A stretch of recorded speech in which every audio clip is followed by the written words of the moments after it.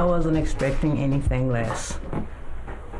I knew it was going to be guilty, completely. All the way through. All the way through.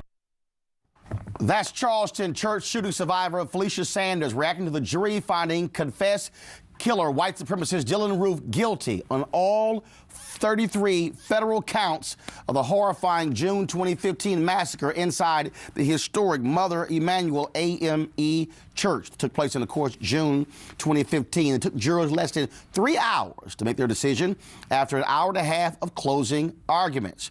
During the closing arguments, prosecutor Nathan Williams raised his voice in anger, calling Roof a man of immense hatred and tremendous cowardice who shot his victims while they prayed and had their eyes closed. This chilling 911 call from inside the church was among the evidence prosecutors laid out for jurors, including racially inflammatory writings, photos of the Confederate flag, a potential hit list of other churches found in Roof's car, even a stuffed rabbit wrapped in Confederate flags. Also, the heartbreaking testimony of survivors Polly Shepard and Felicia Sanders helped jurors make their decision. Not too many mothers ever see their son come in and leave the world, so that was very painful for me. And I wanted to do everything I had to do to make sure he get a conviction.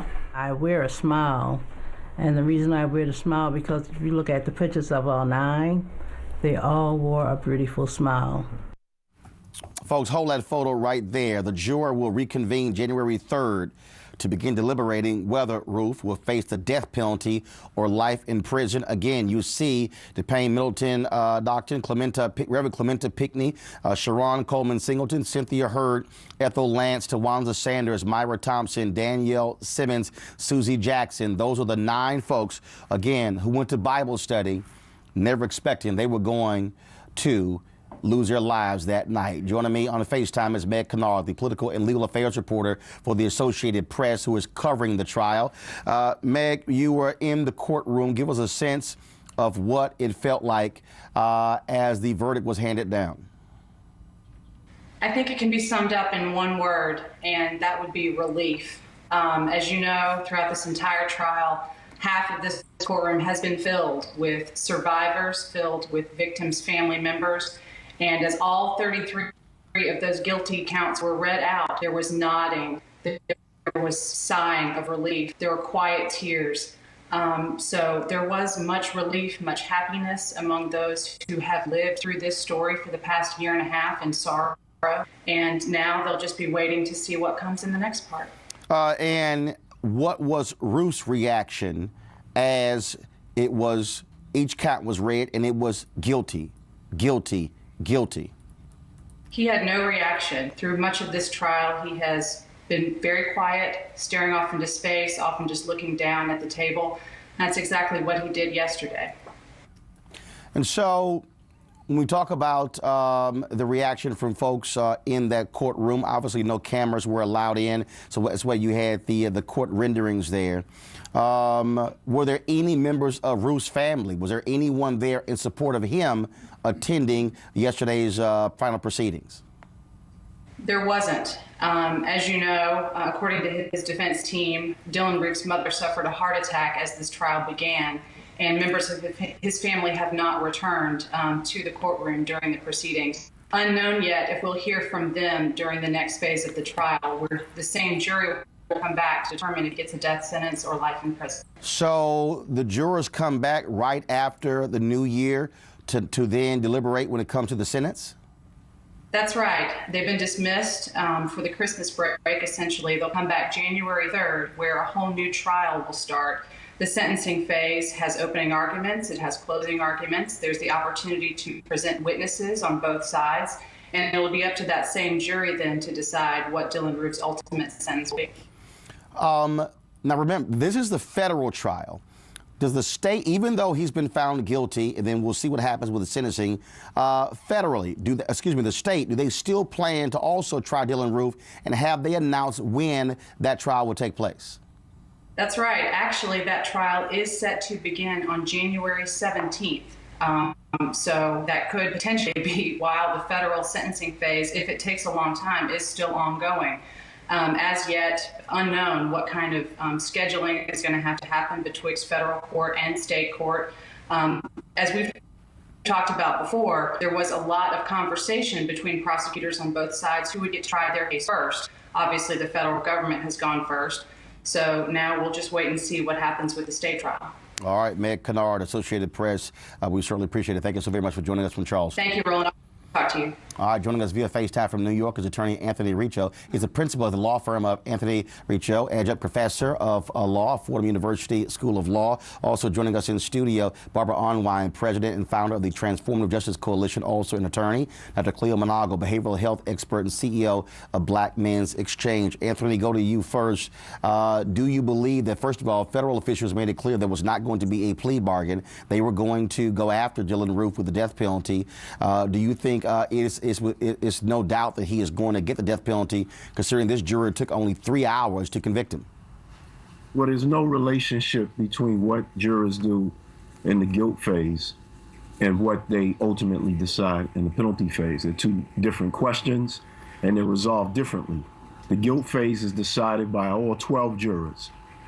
In the penalty phase, one juror who votes for life results in a life verdict. So it's a little different.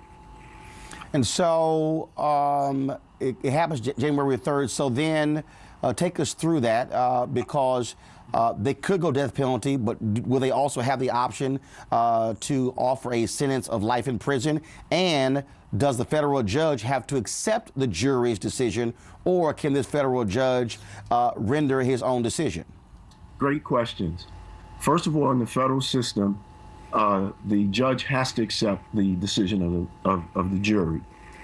In the penalty phase, if Dylann Roof has anything to do with it, the jury will hear very little. He wants to be a martyr. He wants to die. If his team is representing him at the penalty phase, then the jury will have a unique opportunity to understand the psychosis and mindset of racism.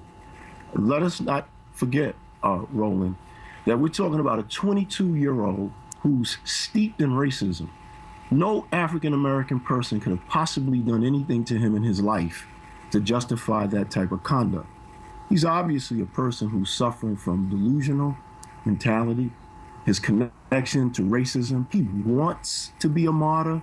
He said he wants to start a race war.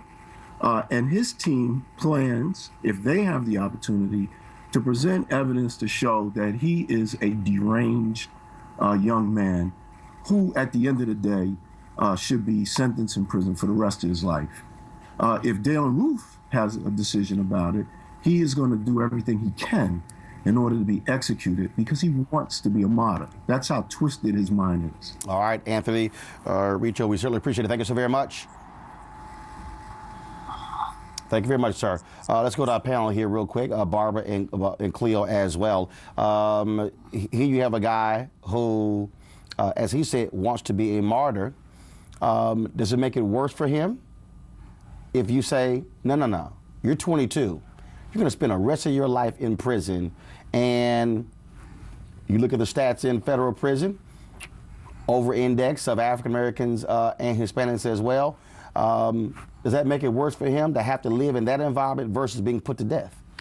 Well, obviously, 18 months ago, when this happened, when Dylann Roof killed all the members of the 9, people from Mother Emanuel Church, a lot of people said how bizarre, how weird. But now we're living in an era where we're seeing all kinds of young white people after the Trump nomination running around talking about how Hitler, and running around talking about they are white nationalists, alt-right, all this nonsense. So he's now no longer somehow unique.